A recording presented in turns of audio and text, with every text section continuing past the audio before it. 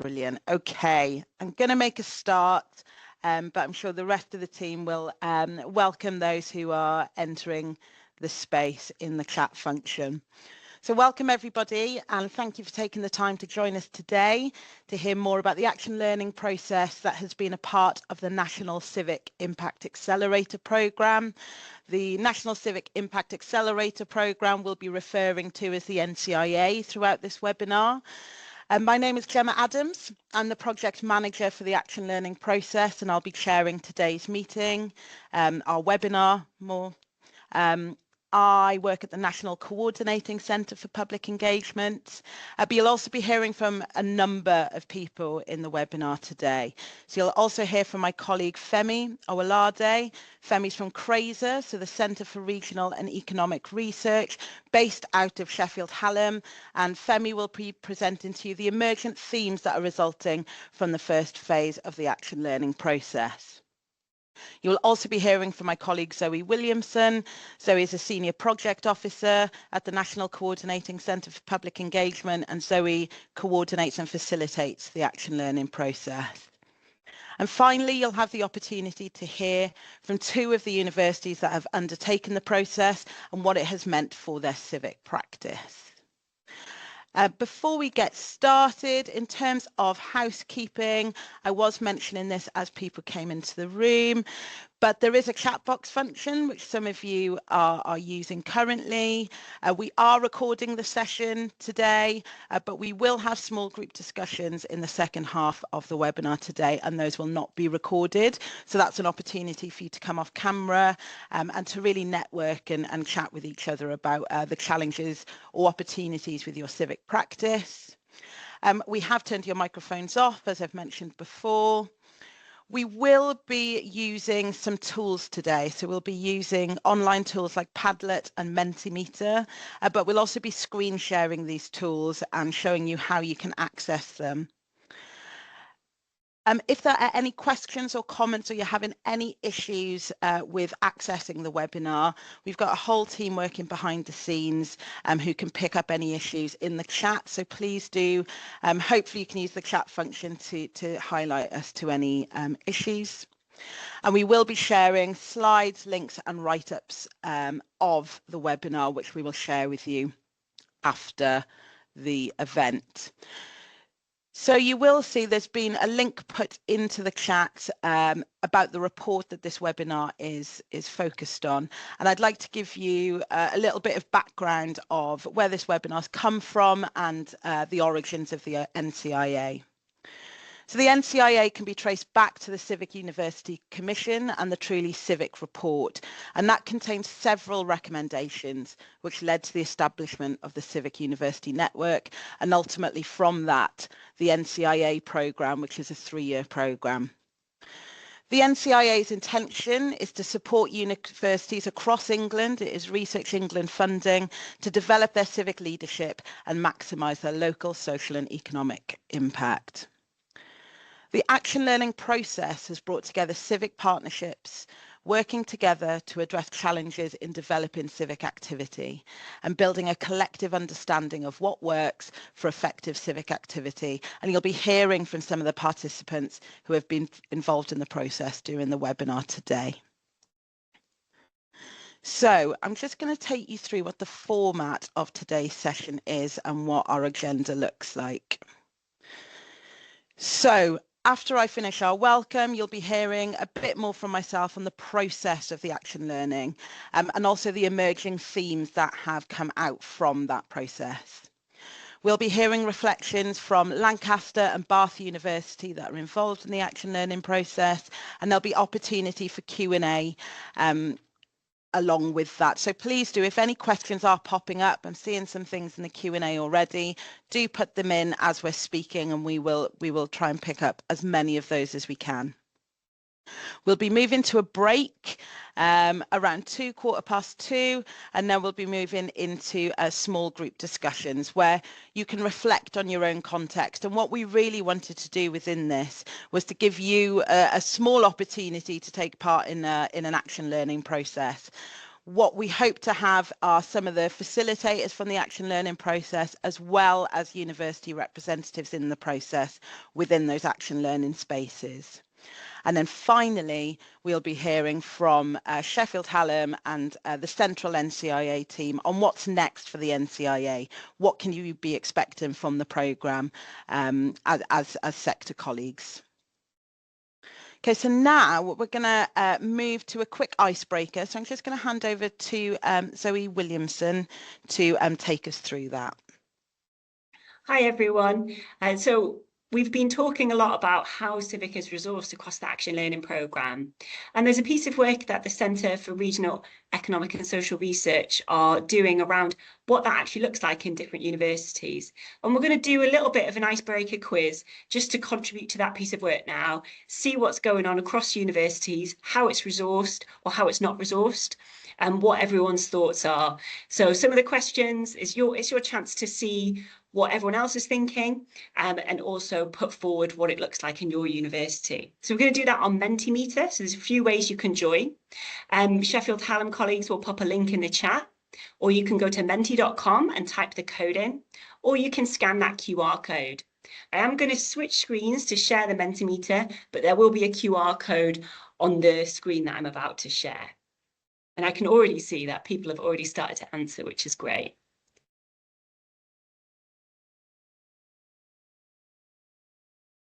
So you should now be able to see our first question. How do you feel about your university's civic activities? So we've got some things coming in: positive, excited, emergent, inspiring, responsibility. Yeah, it's a huge responsibility, isn't it, to get that right. Optimistic, proud, limited, resource limited. It's getting a little bit bigger there. Positive is still looking quite big too. Unstructured, overwhelmed, confused. And we'll share all of these with you as well after the webinar, so you can get a feeling of what it is like across the sector. And if you're not in a university today, I know we've got some civic and community partners on the meeting today. This might give you an insight into what it's like in universities who are trying to push forward this agenda. Okay, we'll go to the next question.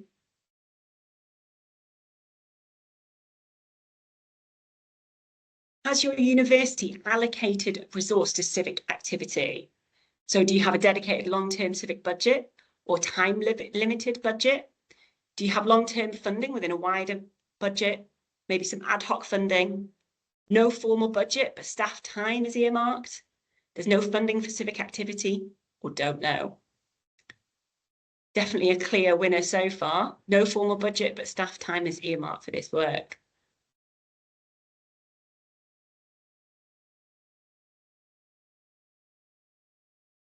It's not looking like there's a dedicated long-term civic budget in the room. Maybe that's something that the NCIA can do some work to support nationally.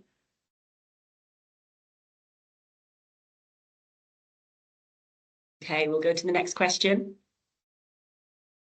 How strongly do you agree with these statements? The financial resources allocated to civic activity in my institution are sufficient to achieve its aims. So your university might have a set of aims. Is there enough resource to achieve those aims? My university civic activity is a core part of its work and has long-term, I've missed a word off there, what that's meant to be. Sustainability, I'm thinking it's going to be. My university's civic ambitions influence decisions and activities across the organisation.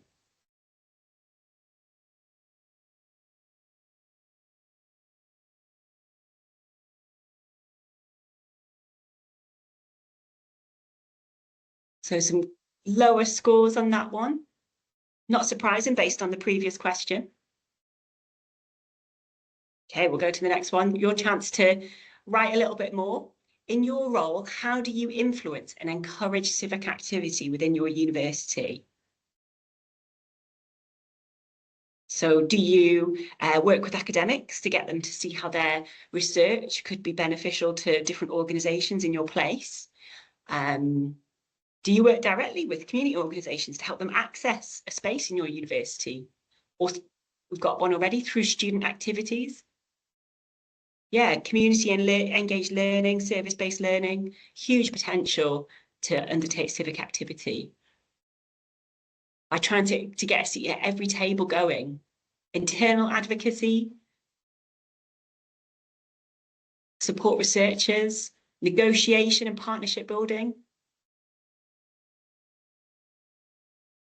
civic mission policies. I think we might have some colleagues from across the United Kingdom. So in Wales, the civic landscape is a bit more developed. And I'm sure when we get into breakout rooms later, we'll hear from Welsh colleagues about how it's a little bit different in Wales. Lots and lots of different things there. And again, we'll share all of these so you can get an idea of how people are working to influence civic activity across their university. And then we've got one last question. How can your civic activity be better supported? I think I know which word might feature in this one. Funding, straight away, nice and big. Money. More time and money, resources, direction, purpose.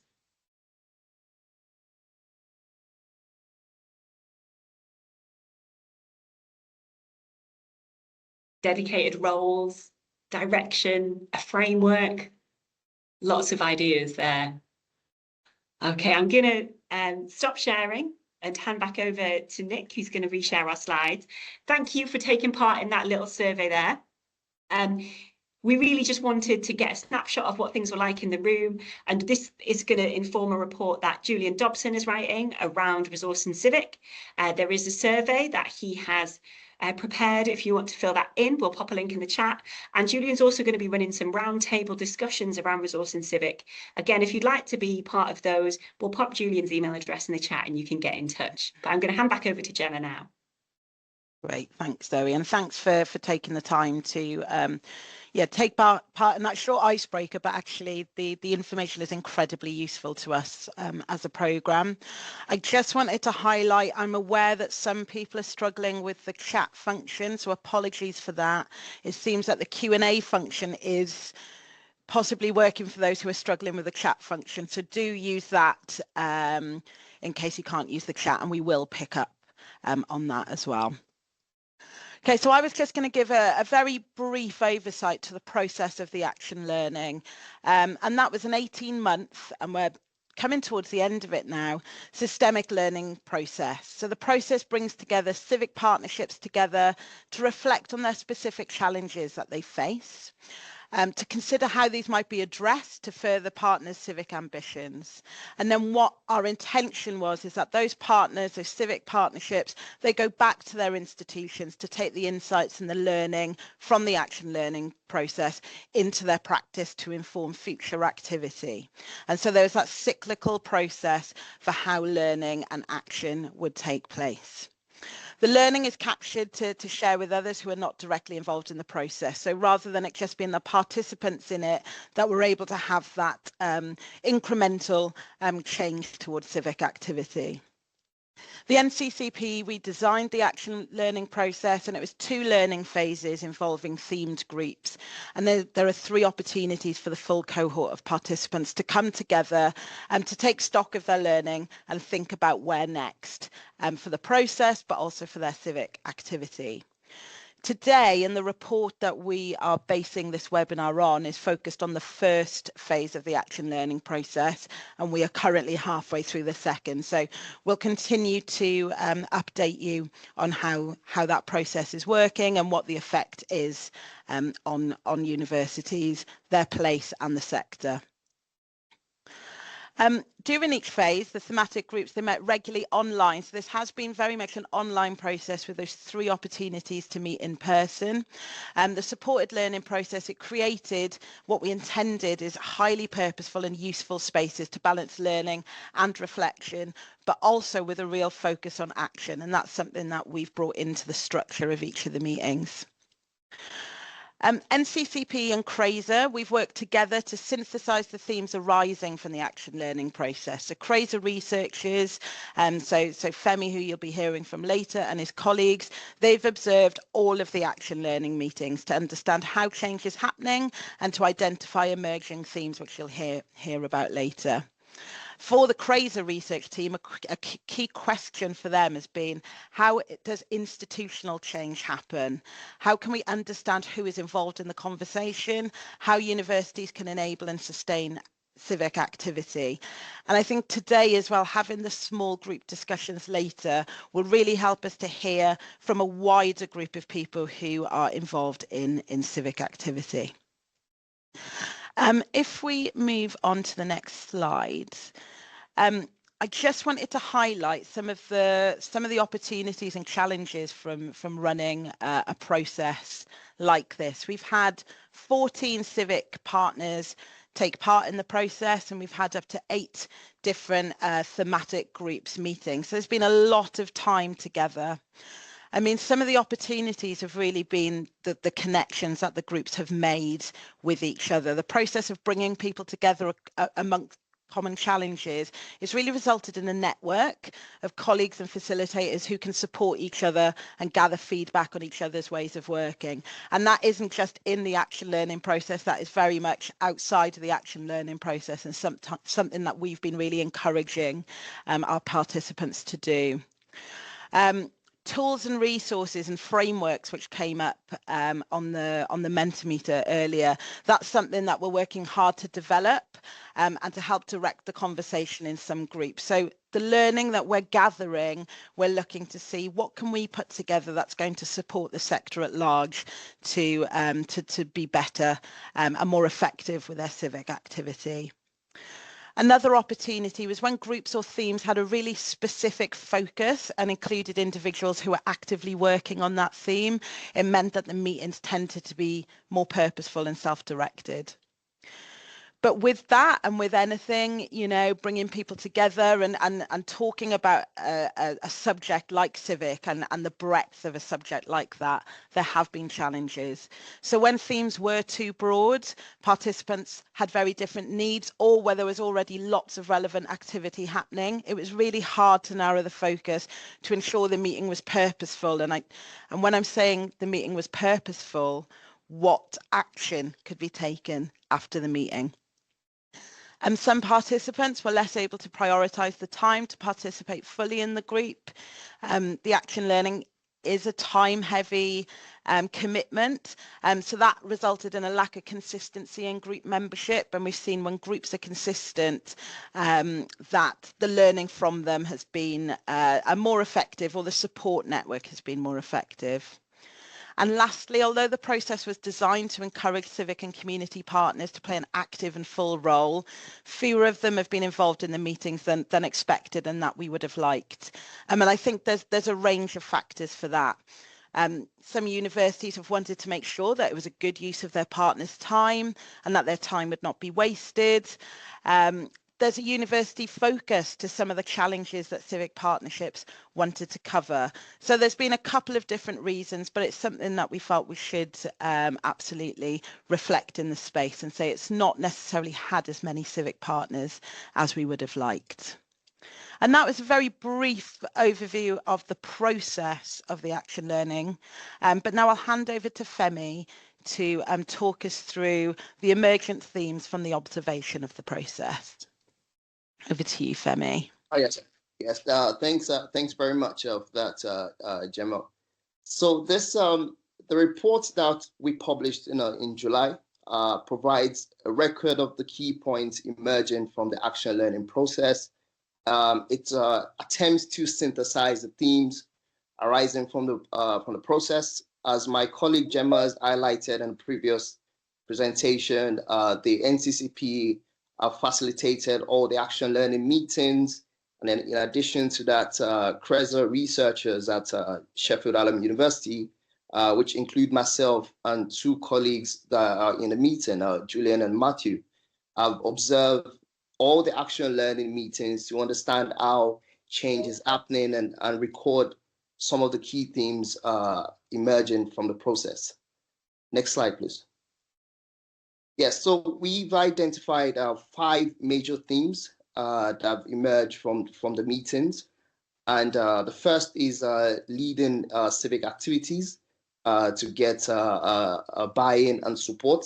So the participants in the action learning process have identified this theme of leading civic activities and the importance of leadership. The second is translating intentions into actions and getting things done. So there's a lot of intentions that universities have of civic intentions, but it becomes quite tricky to actually translate these intentions into actions and getting things done. The third theme is resourcing civic activities. So that's come up quite a lot in the meetings, and I'm going to go into details on these themes, but I just want to briefly introduce them. The fourth is communicating and telling stories of civic activities. And the fifth is navigating different power dynamics. Next slide, please. Next slide, please. Yes. So this is the first theme that I previously identified. So leading civic activities and getting buy-in and support. Participants in the action learning meetings discussed a variety of leadership forms and models.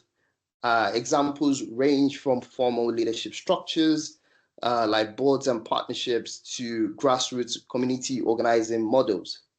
The Citizen UK's bottom-up model was noted as a key example of community-led leadership, and the participants in the action learning meetings have identified the importance of leading civic activities and getting and buy-in and support. Next slide, please. So the action learning groups have explored ways to overcome institutional barriers to make civic commitments and operational. So translating civic intentions into actions, there's a lot of conversations revolving around universities having civic intentions, but it becomes quite tricky or challenging to actually translate these intentions into actions. So declaring university civic mission is quite easy. I would say straightforward, not easy, but implementing it is actually more challenging. And these are some of the challenges that universities are facing. The challenge lies in aligning strategic intentions with concrete actions. Next slide, please. So resourcing civic activities.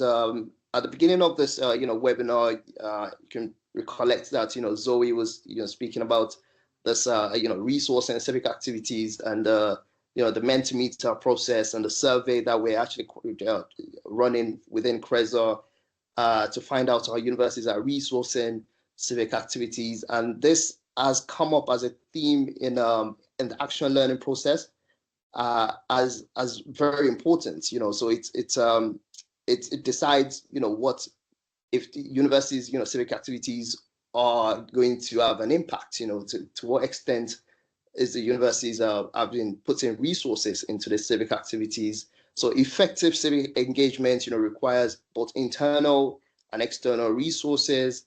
The challenges identified in the action learning meetings include securing consistent funding and aligning these resources with civic priorities. Examples highlighted in the meetings, the struggle to include, the struggle to balance competing resource needs within the university. Next slide, please. Yeah, so communicating civic stories, communicating and telling stories of civic activities was also one of the emerging themes from the action learning process. Communication strategies are crucial to connecting to connect civic activities with broader community concerns.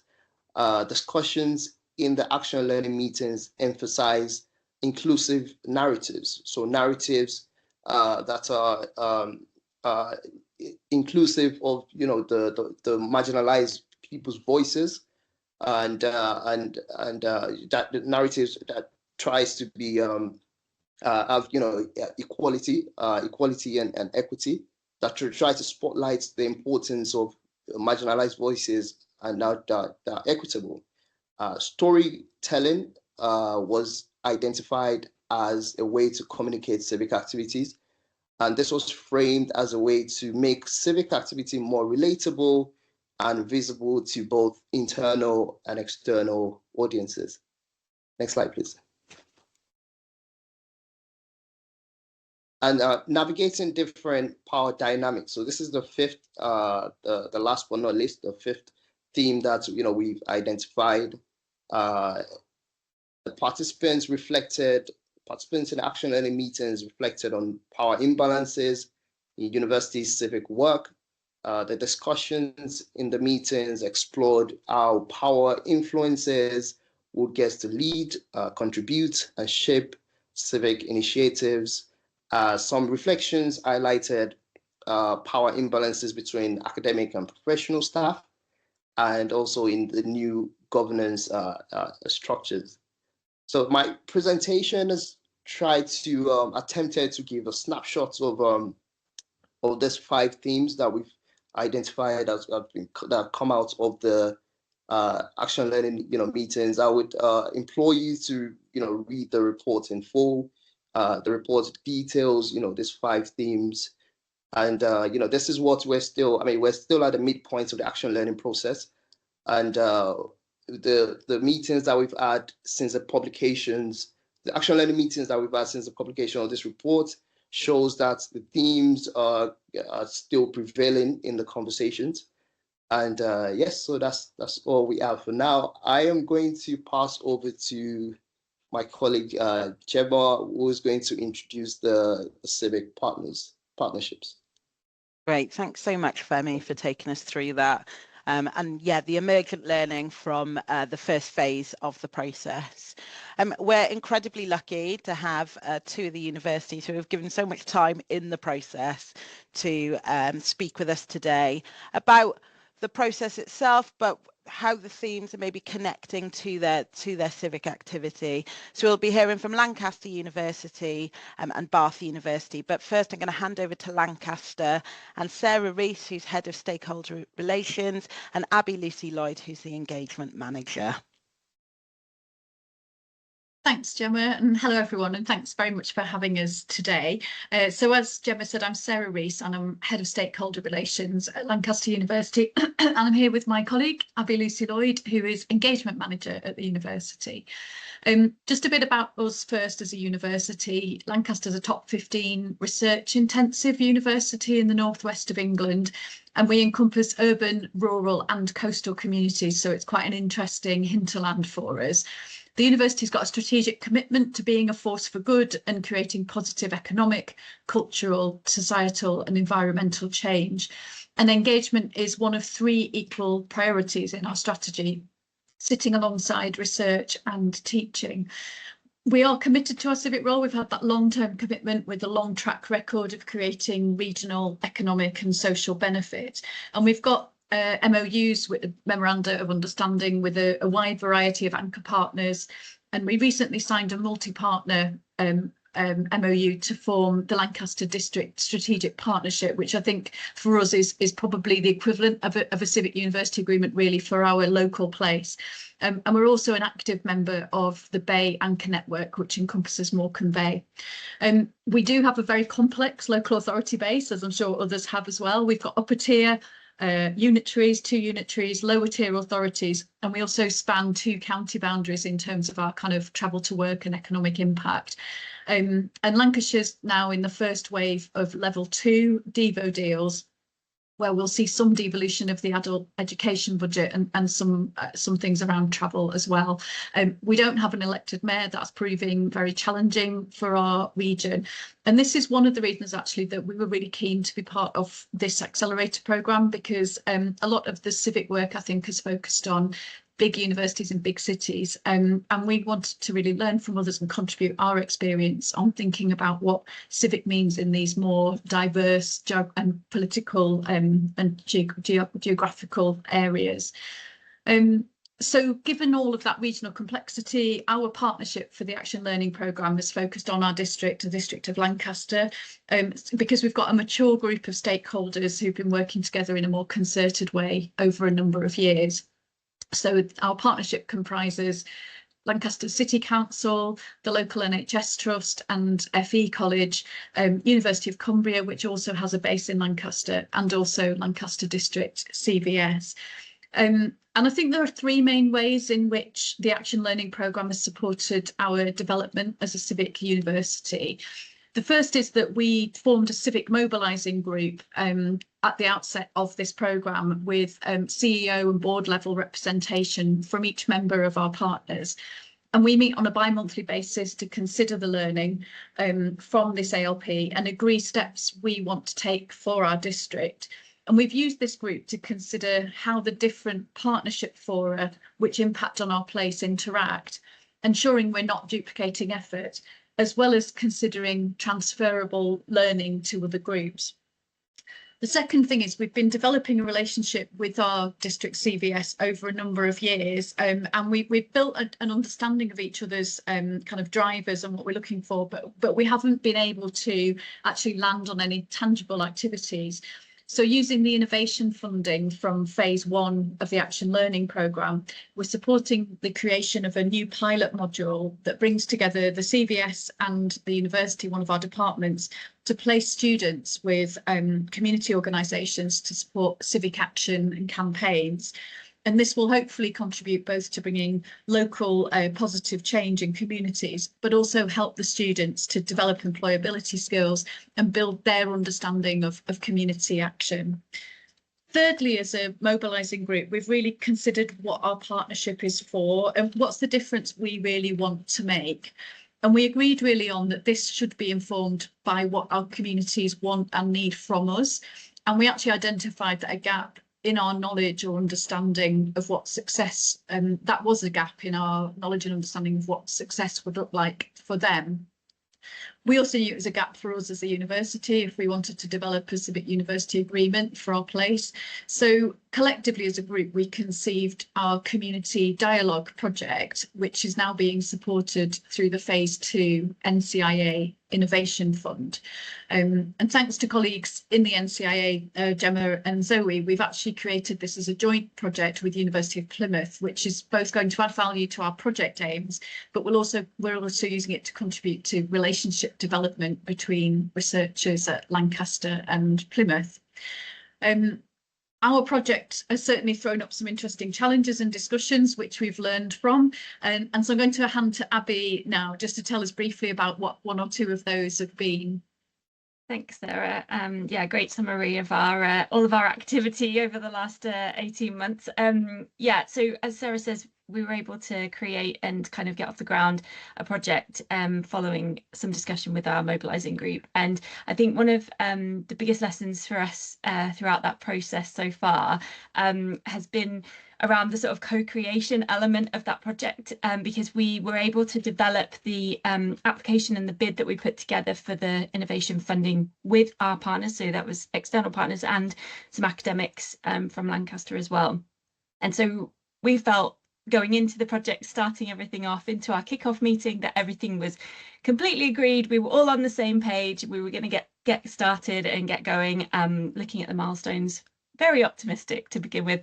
And actually it turned out that we were not on the same page and not even on one page altogether. I think there were multiple pages and they weren't even coming from the same book at that point. So I think we found that actually our expectations were all a little bit different. The kind of way we were going to kind of sort of take each section of the project looked a little bit different, and sort of what elements people were going to be involved in. So I think in terms of the lessons that we learned and working through that process, we made sure that in that project group, everyone had a voice, everyone had space to kind of air their perspectives and why they felt like this is what we should be doing.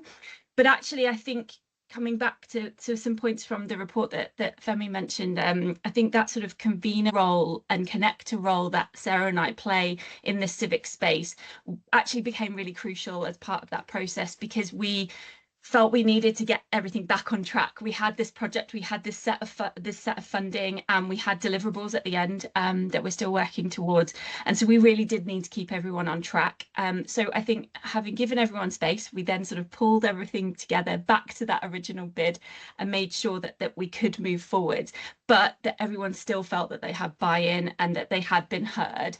And I think one thing that I've been really heartened by is throughout this process of this particular project, but overall as well through this sort of mobilising group meetings that we've had, is that people are really dedicated to this project, and they're committed to working with us on this civic agenda, whatever that might look like for them. And I think people are taking actions away, people are picking up different parts at different points in the project because they have expertise that will fit that particular element. And I think when we're working all together, we are achieving great things. It's just making sure that people have their voice is heard at the right time and contributing as they should be. So I feel like we're getting there. It's been a process for sure, but lots still to learn. I'm absolutely sure of that. But yeah, we just wanted to share that kind of element of the project so far, and obviously ultimately happy to take questions after Sarah's rounded us up, but I'll pass back to Sarah now.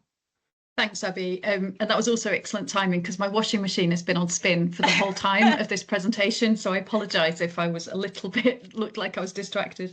So I was just going to finish with a couple of takeaways for us really from the Action Learning Programme and on our civic journey, and also actually again related to some of those points that Femi was making earlier. The first thing for me is how we communicate about our civic work, and the language that we use to do that is really important. Is it right that we call this civic when most other organisations that we work with are calling it anchor work? And there's a question for me about, if we really want to engage in an equitable way, should we be ditching the language we're using and actually using something which resonates better for our partners and communities? The second reflection for me is this point that civic engagement takes time, because it's about building relationships. And we're in quite an odd position at Lancaster in that our work is valued and recognised, and we're working at senior levels, both internally and externally to the organisation, that we have no formal responsibilities or time allocation for our civic engagement. And it can be disheartening, if I'm honest, at times, but it's also hugely rewarding. And so I just wanted to finish on a positive note. So we've always wanted our district level partnerships to be an exemplar for what can be achieved locally when we work together, with the ambition to grow a wider civic partnership across Lancashire and South Cumbria that would then have greater impact for our communities. And we've been convening civic leaders across North Lancashire and South Cumbria over the last 2 years, and also bringing together the universities in Lancashire for the last year to discuss a potential civic universities agreement for the region. And this is really now starting to bear fruit in terms of some of the wider discussions we're having. And so we're really very much looking forward to this next stage of our civic journey. Thank you. And I think Gemma's good. Thank you, Gemma. Yeah, sorry. I was just doing the typical trying to find my unmute button. But yeah, thank you so much both for giving us, you've only had 10 minutes to give us such a great insight to the work that you're undertaking. And there are a couple of questions for you actually. So I'll just pose those to you now. So someone has asked, how helpful do you find having a memorandum of understanding agreements with your civic partners? Have you found them an effective tool for civic collaborations? Thank you. So I'd say it's mixed. I think there are some where that MOU is driving discussion, and we're really thinking about what it means to be partners. Probably the ones we've developed more recently. I think the other thing about those is they've been owned very much sort of within across my team and some wider colleagues, so we've worked together to develop those, whereas there are probably a couple that were developed elsewhere in the university that haven't quite aligned. So I think there's an opportunity to look at that a bit differently. But the one that we've developed for our district strategic partnership feels really aligned and really important, because it's built out of shared objectives that we identified through a strategic mapping exercise. So we all know that we're working to the same goals and we've signed up to those. And we've also got clear areas of focus. So then when we have discussions both within the university and in other places, it's really straightforward to align those discussions to what we're trying to achieve. And similarly, as we're starting to broaden those discussions out across Lancashire and South Cumbria, we're able to align it to those objectives. So we've got real consistency. So I think it's a bit of a mixed picture, but I've been building in review dates as well, which I think helps to keep us honest and really reflect on whether they're making a difference. Great, thanks, Sarah. And another one, I guess, linked to that in terms of working strategically across the piece and your mobilising group doing that. How did you ensure or encourage such senior leader buy-in to your civic mobilising group? Because I'm sure people would be very interested in that.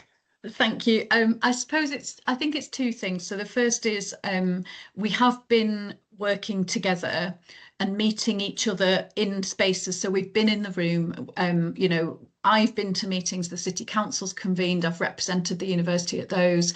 They've you know, they've been in our rooms, we've been in their rooms. So we've built understanding and knowledge across time. And when we were welcomed or accepted into this programme, I wrote to each of them individually to invite them to join it. We had an individual meeting with each of them. Abby and I held that with them to explain the programme and what it would mean to work together. And we've then continued to build on that as we've gone forward. So, I mean, I've been impressed by their continual engagement as well. And sometimes they dip in and out, but actually there's that real commitment. And I think it's also because we've created that strategic alignment with the other fora and networks we're all in, so that we're not duplicating effort. And if anything, we're trying to amplify what we're doing and ensure alignment in each of those places. Sorry if that was a bit garbled. No, that was perfect. Thank you. And as you're talking, more questions are coming in. So I'm going to give the space to probably two more before we hand to Bath, and then we will give some more time before the break, everyone, for any others. So another one that's come in has also asked, are you working in the other direction? So in terms of your MOUs, you know, are you signing an anchor charter that's held by your partners, or, you know, particular agreements that your partners are holding that you're signing? Yeah, so we joined the Bay Anchor Network, which used to be called the Morecambe Bay Anchor Collaborative. And as part of that they approached us and asked us if we would be willing to join that.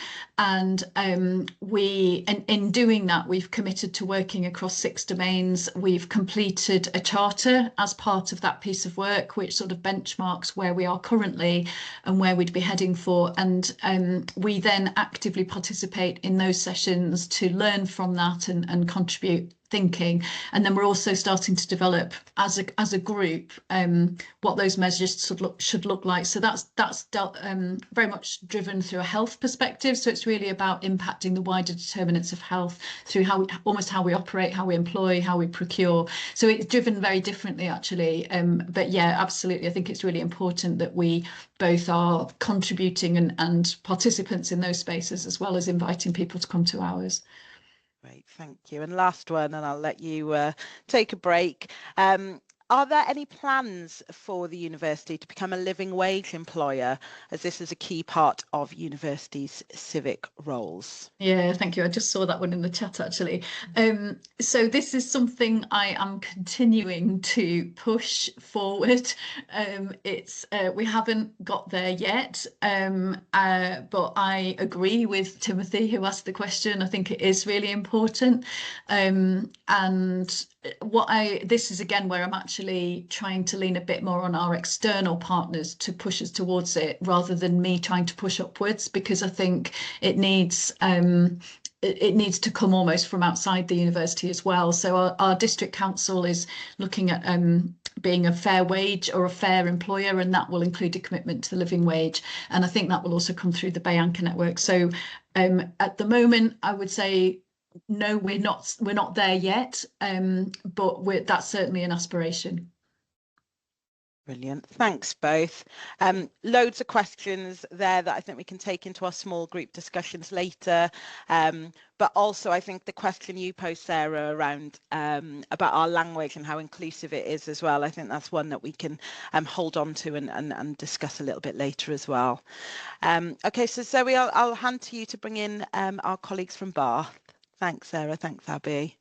Thank you, Sarah. Thank you, Abby. So we're now going to hear from our colleagues at the University of Bath. So we're going to hear from Helen Featherstone, Head of Public Engagement, and Katrina Kelly, Head of Community Engagement.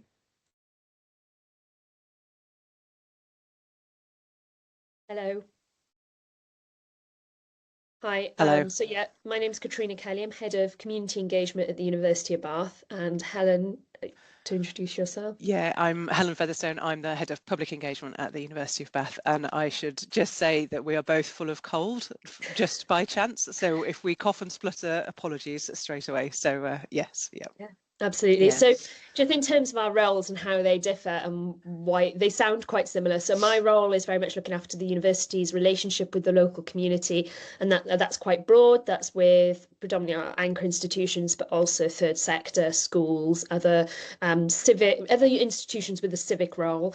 Helen's role is very much focused on how the university carries out research in an engaged manner, and supports researchers in how they approach that, and also works with community groups locally and nationally, sometimes internationally, to make sure those partnerships are equitable. So we're both doing relational work, but from slightly different angles. In order to sort of introduce the Bath Partnership, it's not just the University of Bath that's been involved in this process with the NCIA. It's been ourselves alongside our colleagues at Bath Spa University, which is just the other side of the city from us. We've got a fairly unique situation in Bath where we've got two universities that don't really have any competition or overlap at all, but between us cover a really sort of broad range of subjects. The University of Bath tends to be more STEM and humanities focused. Bath Spa is a leading creativity, culture and enterprise university. And Bath itself, as a unitary authority, Bath and North East Somerset, whilst externally is often perceived as being an incredibly wealthy city because you see these big Georgian buildings and the centre of Bath is relatively wealthy, there are real pockets of deprivation, and there's enormous gaps between sort of attainment levels, life expectancy, all the sort of key measures. And so the role that universities can play in the city in closing that gap is really significant if it approaches it correctly. In terms of the context of the University of Bath, when we started this action learning process through the NCIA, we were already 2 years into our work to develop a civic, what was at the time a civic university agreement, and that was initiated by us and promised in February 2020, which was a great time to promise anything because within 4 weeks we were all in lockdown, which obviously changed a lot of things. In some ways, augmented the need to work in partnership and helped to put past experiences of attempts to work in partnership behind us and allowed us to move forward. There were new leaders across both the university and the local council, so that in a way it wiped the slate clean, but in other ways the focus was very much on the immediate challenges of the pandemic and not the bigger picture of the other aspects of the region. So it was both a positive and a negative in some ways. So we came into this action learning process having already made quite a good start on that, but still having quite a few stumbling blocks. So this really fed into how we approached that process. We were going to just sort of talk a bit about the action learning groups that we were in ourselves, myself and Helen, and also our colleague Kim, who's from Bath Spa, and what we got from those and how that fed into our development of the civic agreement. And I note I say civic agreement, we started out with a civic university agreement. It became clear through our partnership work, and our civic agreement partnership is both universities, the council and our local hospital, the Royal United Hospitals of Bath. And we very much, through those conversations and through the development of that agreement, realised that to be equitable in how we approached it, and to make it so that it is very much owned by each of those organisations and isn't something from the university imposed on the area, that we wanted it to be a civic agreement rather than a civic university agreement. So it goes back to that point made previously about the language that we use and how that makes people and organisations feel. Helen, do you want to talk a bit about, because obviously we've gone through quite a few, we've gone through, you know, 2 leadership changes in the process of creating this civic agreement in Bath.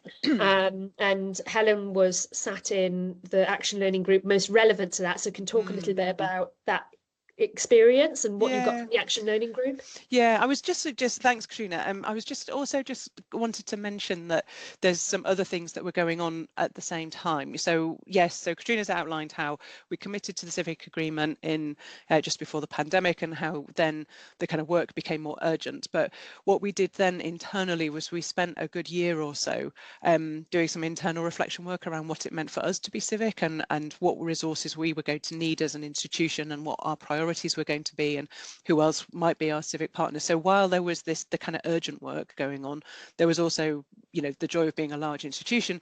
We had that space to do some of that internal reflection work, so that once the crisis was over, we could step into a slightly more advanced part of the discussion. And I think it's fair to say that we co-wrote our civic agreement. So there were many, we always got all 4 institutions together. We all sat down, we all worked it out. We said, what do we want to do? What are our aims and goals? What does what's our success look like? All of those sorts of things. And you'll be not surprised to hear that one of the key questions was, well, how do we make this work happen? And what happened at the same time, so that emerged out of the pandemic, that was led by Baines, our local authority, was something called the Future Ambition Board.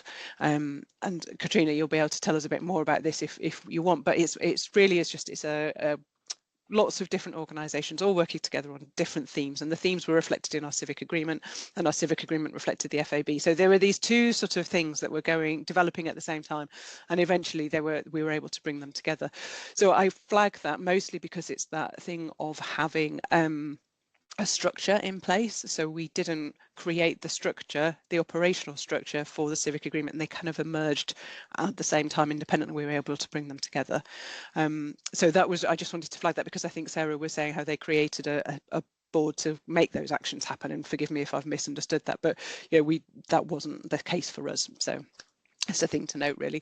But back onto the point around having different leadership. So when we started the civic agreement, we had a vice-chancellor who'd made a very public commitment to, you know, working positively in the area, but was sort of partway through their tenureship. They'd got a fixed 5-year term of office, though they were partway through that. Unsurprisingly, then, like we've mentioned already, that this process took us much longer than we anticipated, and so that term of office for our then Vice-Chancellor came to an end, but we knew that end was coming. We were given 18 months notice, that was announced that Ian wouldn't be renewing into the role as Vice-Chancellor, which then gave us the opportunity to say, right, okay, so how do we influence that recruitment process? How do we influence what are the expectations around civic for this new Vice-Chancellor who's coming in? So that was where I stepped into the action learning group about the kind of senior leadership of getting it on the strategic side, embedded into the strategy. And so that's been quite an interesting process, because this is a long game. That's what I would reflect on this, is that, you know, the recruitment of a new Vice-Chancellor at our place has taken a long time. And it was different to the previous recruitment process. So, you know, the different processes. And so, but what we did was just a couple of times, it's as much about just waving the flag periodically. So as that process goes on, because the people that are doing the recruitment process for the Vice-Chancellor have priorities, not surprisingly. And, you know, in our place, I think it's fair to say they were around balancing the books and making sure that the institution stays financially secure. And obviously we're a research intensive university, so focus on research quality. And so Civic wasn't really part of that discourse. So we were able to go knock on the door of the chair of the council, just and the you know and just sort of remind this person that actually we want someone who will be a good ambassador for the university, who understands the role of the university in the region and the contribution, the expectations that our regional collaborators have about what a good university looks like and what their role is as a senior leader and ambassador. And that was a really positive conversation, you know, 20-minute chat, but actually I think it's paid dividends because it came in just as they were at that sort of, oh, right, who are we shortlisting and who are we going to interview and what are we going to look for in that interview process? Or we want someone who can, you know, stand up and speak confidently about the civic role of the university. So yeah, it was just an interesting thing, excuse me, about that sort of, yeah, just having to wave the flag periodically. And so being part of the action learning process, you know, part of the action learning group for that was, for me, was that this was is not an ongoing significant piece of work. It's that little touch points that are like, don't forget to say this and don't forget to go knock on that person's door, don't forget to send that quick email or do a thing, or just say, hey, there's a great example here, you might want to be aware of it. And so that action learning process for me was really helpful. It gave me that support over a long period of time to keep checking in with people who do something similar. So yeah. Katrina, did you want to say anything else? Just to add to that, really, that I think again, for me, with my local focus, we've had other changes happen in our civic agreement partnership over the summer. So our council restructured all their leadership team, and learning from Helen's involvement in the action learning process, we kind of, I've been out meeting with the head of council, making sure that we input to and help shape how they structured things to make sure there was a counterpart for me who I could speak to regularly and who would help me continue the work that's being done in the partnership. And now Bath Spa are just about to start recruitment of a new vice chancellor, and again I've been speaking to members of their senior leadership team to again try and just influence how that conversation happens and how they input to who is recruited into that role in the way that we try to influence it at the University of Bath, because even though it's not our ultimate employer, it's still somebody who is going to make a really big difference in the partnership that we've established. And if they're coming in with that as part of what is expected of them in that role, it makes our jobs keeping this partnership going a lot easier. So it's been a really useful experience, and also knowing that even though we're not at that level of seniority, we can have that influence. So that's, I think, it's been a really good learning out of the process. I personally was in the action learning group around collaborating with community groups to address the climate agenda. And that was really key for our partners in the city, because I think it was felt that we're in a World Heritage City. There are a lot of restrictions on what we can do. And we had kind of tackled as a city and a region a lot of the low-hanging fruit, and the challenges that we have left to tackle in order to reach carbon neutrality are huge, difficult, impossible challenges. And being able to work with other civic groups to explore some of those was really valuable. I think particularly valuable for us was that it just so happened one of the other civic groups in that action learning set was the York Partnership, and obviously it's another World Heritage City with a very strong tourism base, experiencing a lot of the same challenges that we're experiencing in Bath. And we were able to invite Gul Darg, who's on this call, and colleagues from York to come down, and they spent a day with us in Bath and met with our civic partners.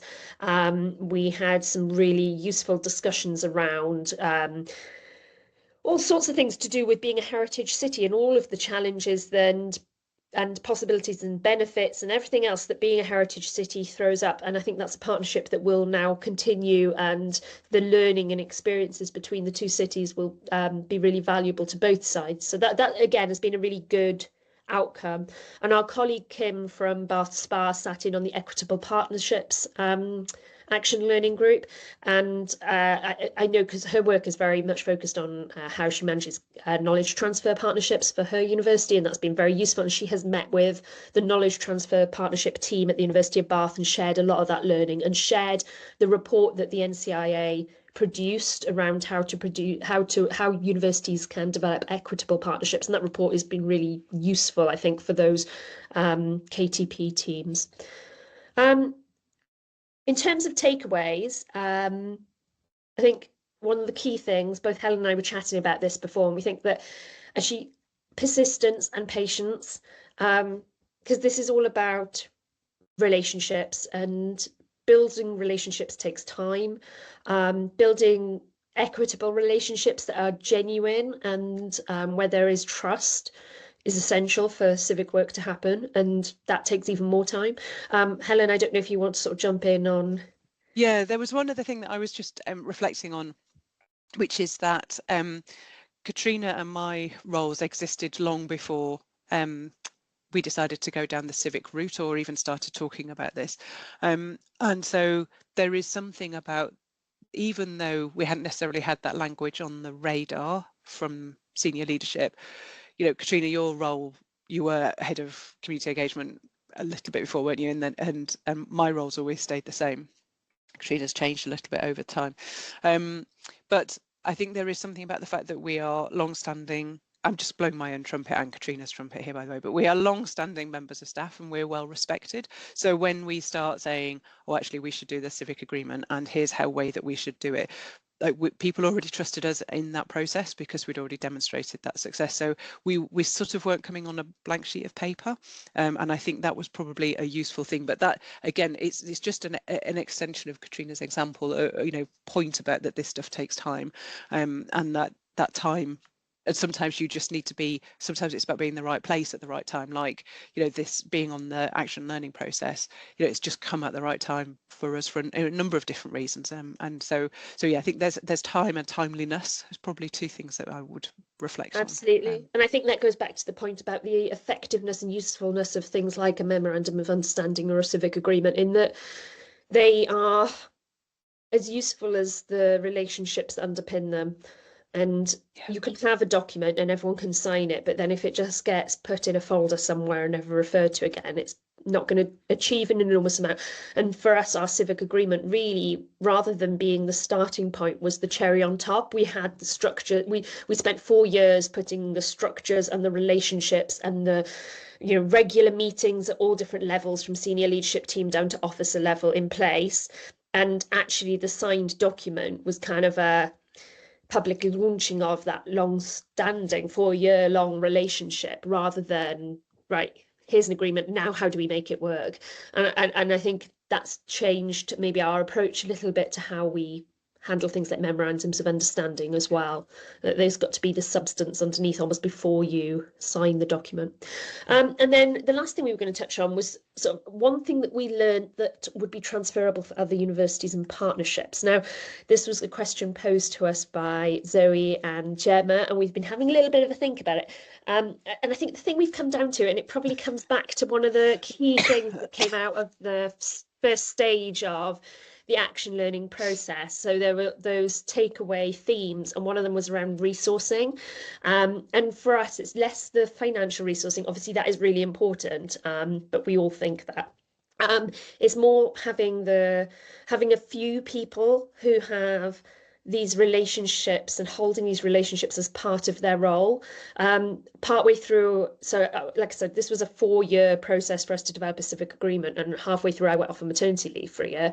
Having Helen and her team in place meant the work can continue, because, you know, my maternity cover did a fantastic job, but was in role for 9 months. So that's an enormous ask to come in, build all those relationships, having a couple of people so that you've got the chance to share those relationships and have a bit of reduce the risk of a bottleneck or a single point of failure, I think just really was fairly fundamental for us, and I think would be for any institution. And so making the case for, as difficult as it can be, people resource, I think, and that did really come out of all of the action learning sets, that resourcing civic work is a challenge. I think that the survey being carried out into staffing of civic work by the NCIA will be incredibly useful for institutions to evidence to their senior leadership what's happening across the sector and why it's useful to have more than just one person holding those relationships. So, yeah. Helen, do you? I've got nothing else to add, so I think you summed it up wonderfully. So yeah, so yeah, so happy to take any questions. Yeah. Thank you so much, Katrina and Helen. It's always great to hear you reflect on the lengthy process that was getting to the Bath Civic Agreement. So we've not got any questions in the chat, but I have one question. What would you say are the sort of key strategies or things that you do in order to build trust? Because you talked about building trust a lot. I think it's really difficult, and I think that in the past, the University of Bath hasn't been particularly good about building trust in the local area, just because it wasn't a priority. It has to be not promising things you can't deliver, and consistently delivering the small things that matter to people before you try to take on the big things. So we found that a lot of the time what was wanted from the university wasn't actually enormous sums of money or huge pieces of research. It was somebody to sit on a board and consistently turn up and contribute and be part of and represent the university, be part of decision making, or somebody to be a trustee, or somebody to come and speak to a local residents forum, and consistently doing what seemed like quite small activities make quite a big difference in the perception of reliability, and being available and willing to be part of the conversation. It takes you sort of 80% of the way there, and then on top of that, being able to then be part of some of the bigger, once that trust has been built a little bit, you can start talking about big collaborative funded research projects and the like, but you kind of have to have the relationships in place before you go there. And Helen, whether you... Yeah, I mean, I would just say before we started down the civic agreement route, we did a very light touch listening exercise. So basically that was me picking out a few of our key stakeholders in the region, phoning them up and going, hey, what do you think about the university? What could we do better? And it was great. This was at the time when our previous vice chancellor had just started. And so people said to us, well, you've got a new VC now, so as far as we're concerned, the slate is clean, which probably says something about our previous vice chancellor, but I'm not going to elaborate more. But that was good. So people were very generous, I think, in that but they definitely just said really what Katrina was saying, which is just, people just want you to turn up. They want you to be visible.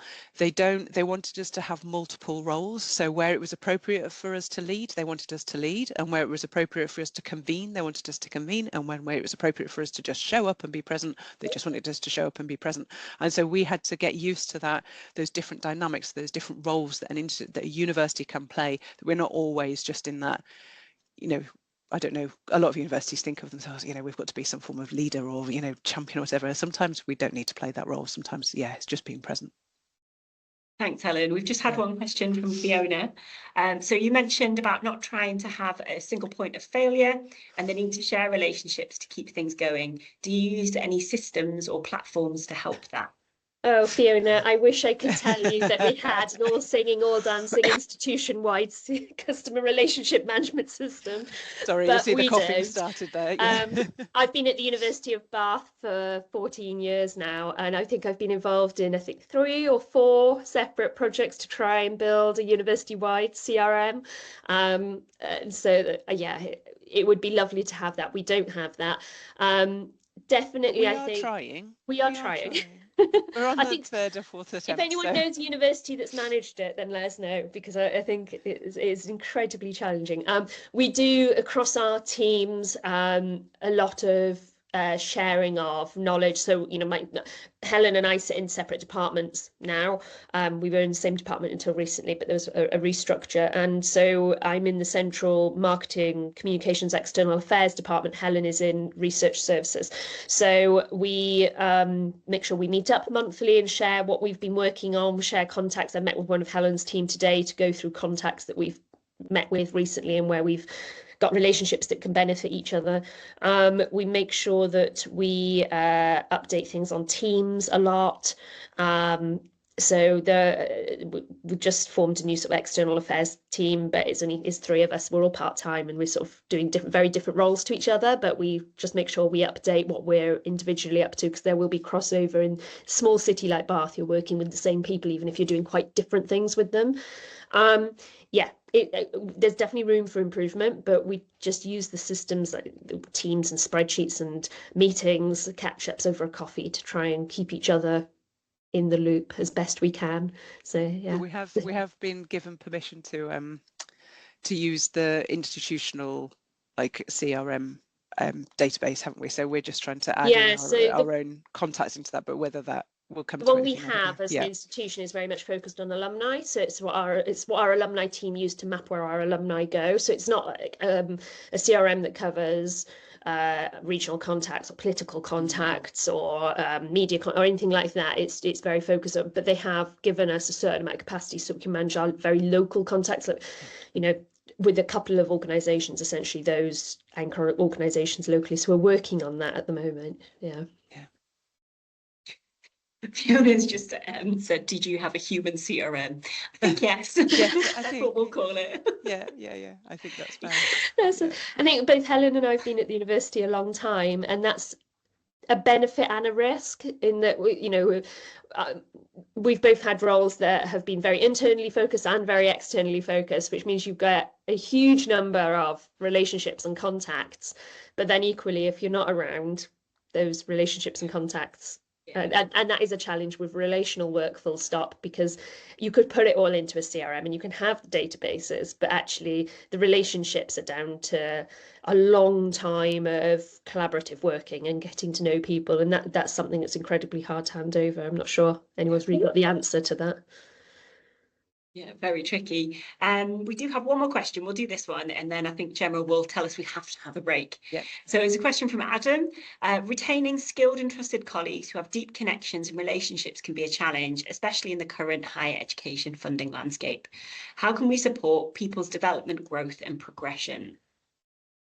That's not an easy one. I was going to say, as somebody who has been retained for 14 years, I would say, so I've had 4 different roles within the University of Bath and have been given lots of opportunities for promotion and progression.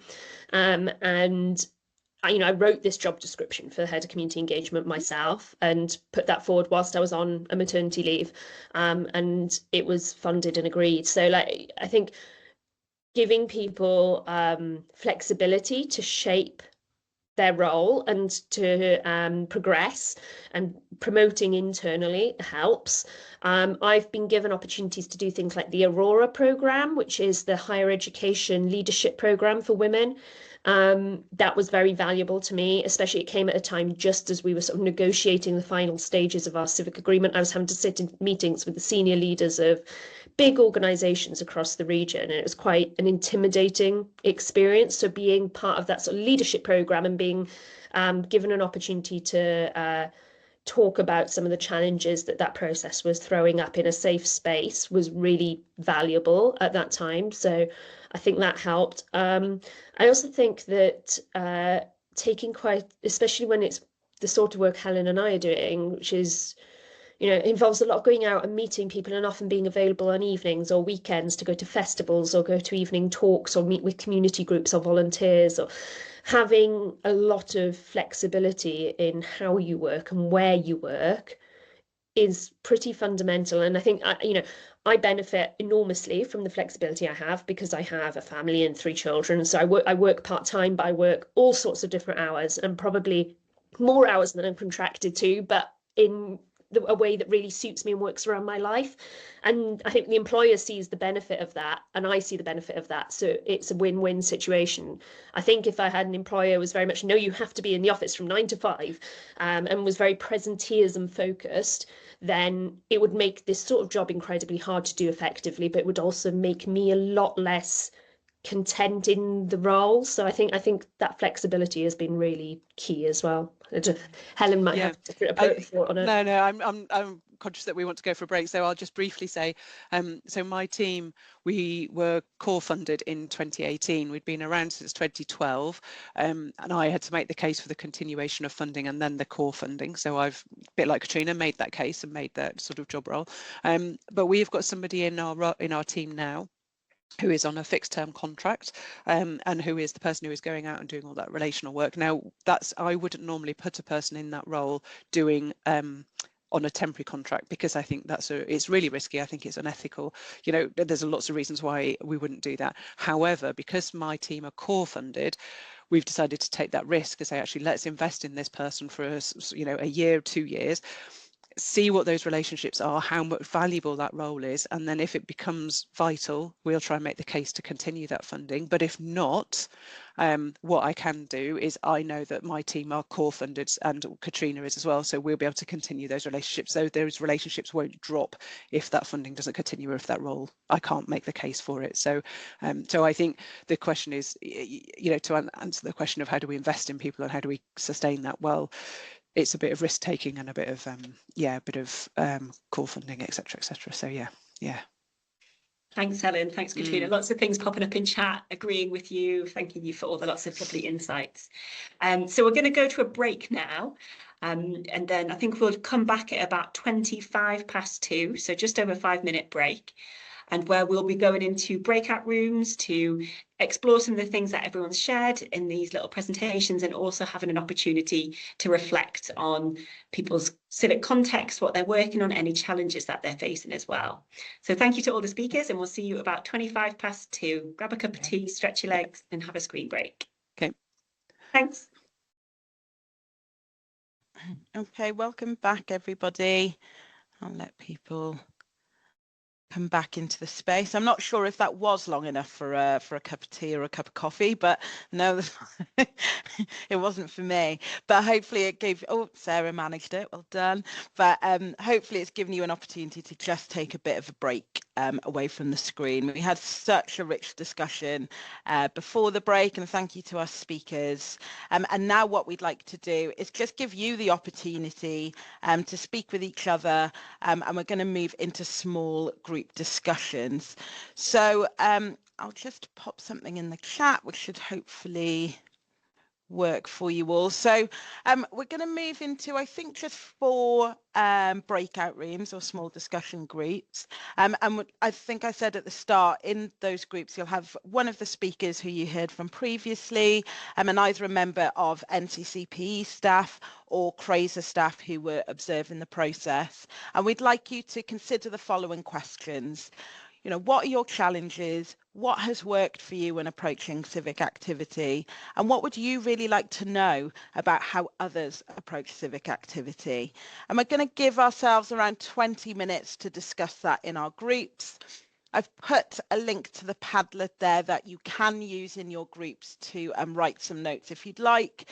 But really, it's about us having the discussion and getting to know what's working and what challenges we have in our different contexts. We'll come back at 2:45.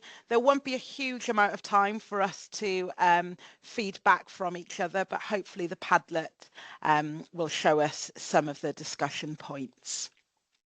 Okay, so at that point, I'll ask our Sheffield Hallam colleagues if you could move us into breakout groups, and we will come back at 2:45. So it's not a huge amount of time. Please turn your cameras off, put your mics on, and we can have a nice discussion together. Thanks all.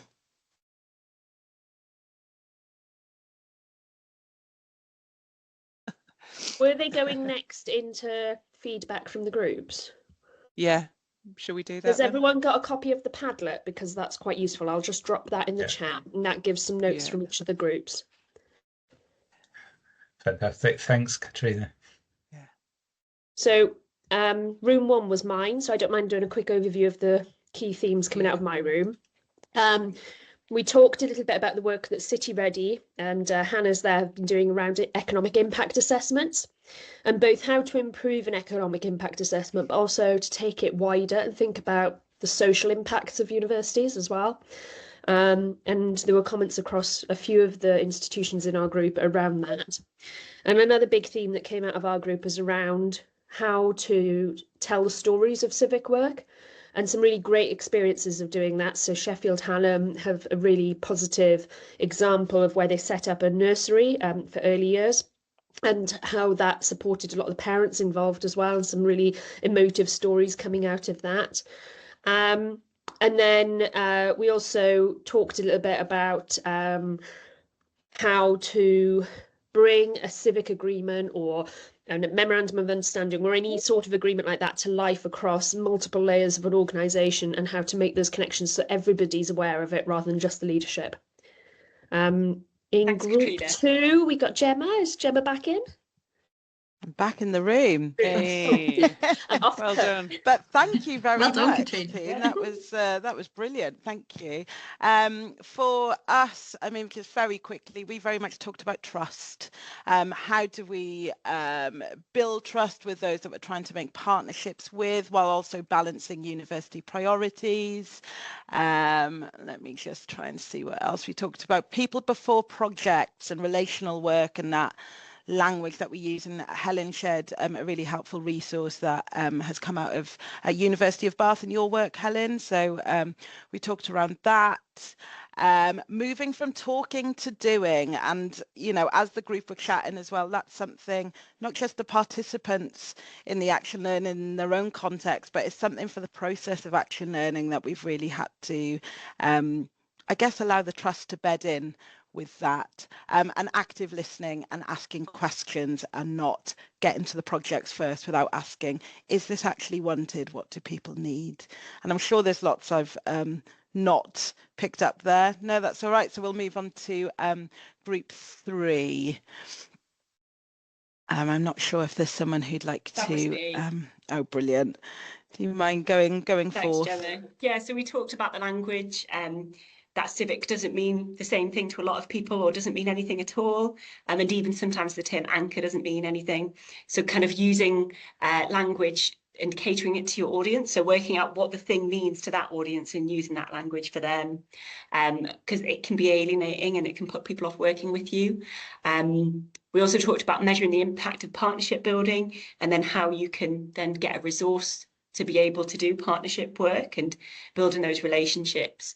And we talked a little bit about where Civic actually sits, and how when it does sit centrally across a department that spans the whole university, it's easier to embed it and create an atmosphere where it is done by everybody rather than it being siloed in one department. And then we'll move on to group 4, I think, which was maybe Sarah. This was me and Julian. Sarah. Yep. Yeah. A number of key points that kind of reflected what we've heard elsewhere, but particularly around time, taking time to develop relationships, around the need to tell good stories, particularly within the university, how telling a story about civic work can kind of surface other people who are doing complementary stuff. We spent a bit of time talking about what people described as little cogs within big networks, and how they keep the wheels moving, and how key these people are, the role of conveners, and also about the need to link the academic and professional sides of universities, and particularly around kind of big research projects that might have funding just for a few years, and often those relationships and networks can disappear at the end of it. So how do you then integrate them back into the university and into its civic work and relationships with community? So that's group 4. Great, thanks everybody, and thank you for taking on the feedback when Zoe and myself weren't here. I can see that you said that your mic wasn't working, so you've typed it into the Padlet, so thank you for that, and we'll pick up on that as well. We're going to take all of the data from this webinar, and it's really going to help us to move forward in the process. Okay, being really mindful of time, we were going to now move towards what next for the NCIA. This is one of, I guess, the outputs from the programme, and it's just been great to have people in the room discussing, and we haven't had enough time to do it, but we've had some. But I'd like to hand over to Sophie Heaton from Sheffield Hallam University, who's the Project and Engagement Manager for the NCIA programme, to talk us through what's next for the programme.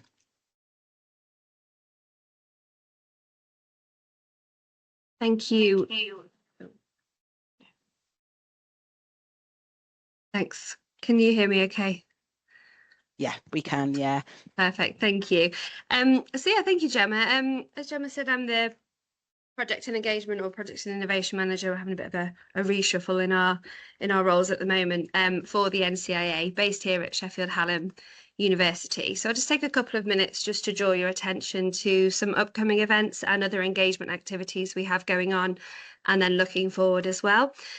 So you'll have seen in the chat, there was back in June, we launched a draft version of an Equitable Partnerships Toolkit. Now, this has been developed through a series of engagement workshops led by our partners at Queen Mary University of London. And now they are inviting participants to feedback on this toolkit to help us shape the final version of that. So don't worry if you've not had a chance to look at it or use the toolkit yourself. You can still find this on our website to review and have a look at, and your insights at the reflection session would still be really valuable to support to develop best practice in how we strengthen relationships with communities. So that those reflection sessions are on Thursday the 17th and Wednesday the 23rd of October, and there are some bursaries available for voluntary faith and community organisations. So if you do have partners who you think would be keen to get involved, please do send that on to them as well. And we'll pop all the links in the chat for you to sign up to those and view the toolkit as well. So coming up towards the end of November is our introduction to business cases for civic engagement projects, looking at the economic case. Now, this webinar is designed for colleagues working in or with universities who are developing bids and proposals for civic work, and who are looking to enhance their understanding of business case development as well. So this is being run by NCIA partners from NCCPE and City Ready. And they will be delivering this webinar and providing their expert insights. Now, the first business case webinar we ran was extremely popular, so don't hesitate to book your space on that one as well. And looking forward, talking about what's next for NCIA. So one of our core work streams here at NCIA is centred around building a living civic evidence base, and that helps us to understand what works for whom and in what context as well. So this is crucial for transforming how universities engage with and impact their communities. So across the programme, we are building a comprehensive evidence base, which will be used to populate a live civic intelligence hub, the pilot version of which we are aiming to launch early in 2025. Within this, we're also developing data-driven tools like civic dashboards. So these are all being built and designed with the support of a user testing group to track needs and measure impact. And this high-quality intelligence is also helping us to use evidence to shape policy. And we will be holding a series of policy forums in 2025, and these will explore the policy design needed to unlock the potential of the higher education sector. So we're currently accepting expressions of interest for participants to be involved. So if you are interested in this area of the work, please do register on our website. And again, all the links are in the chat.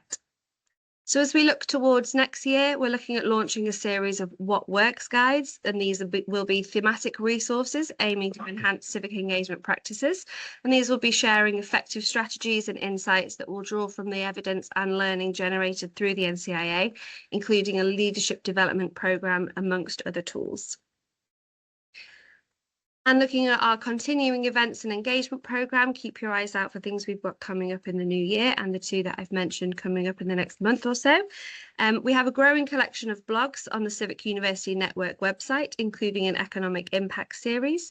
And the Action Learning programme, of course, will continue, and we are looking forward to sharing more successes and learnings from both the pilot innovation projects and insights from the Action Learning itself. And then not to forget our conference. And for those of you who joined us at CivicCon 24 back in June, I hope you agree that the conference was hugely beneficial for networking and learning about a huge range of amazing civic work that's already happening. we are very much looking forward to welcoming back and also growing our community at Civicon 25, and more info, including a save the date, will be coming to you very soon. So just wanted to finally highlight opportunities to engage with us so that you can stay up to date with all the activity, all of our findings from across the programme, and hear about ways you can get involved as well. So signing up to our mailing list is the best way to get this information straight to your inbox. We do a monthly newsletter and also have dedicated event information as well. And you can also engage with us on social media. We've got a LinkedIn and an X account, which we post on regularly as well. So that's all from me. I'll pass back to Gemma just to wrap us up. Thank you. Thanks, Sophie. Yeah, there's a huge amount that's really coming out of the programme at this point in time. And as Sophie highlighted, loads of opportunity for you to link in with either development of pieces of work or with our policy forums, or just keeping up to date with newsletters. We've also got the business cases webinar that is coming up later in the year.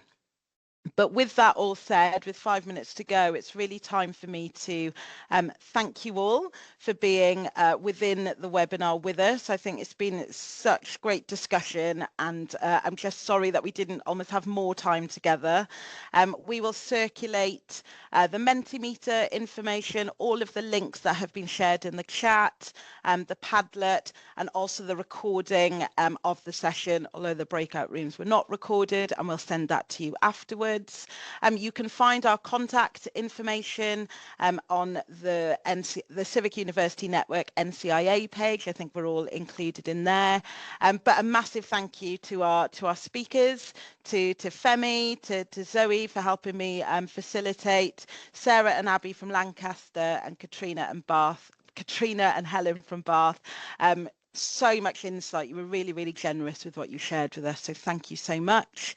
And if there are any questions that are still burning, you can put them into the chat. Otherwise, I will let you go with 4 minutes to spare, which I think, you can maybe make a really quick cuppa with that time. But thank you so much for being here today. And hopefully we'll see you at another event soon. Thanks, everyone.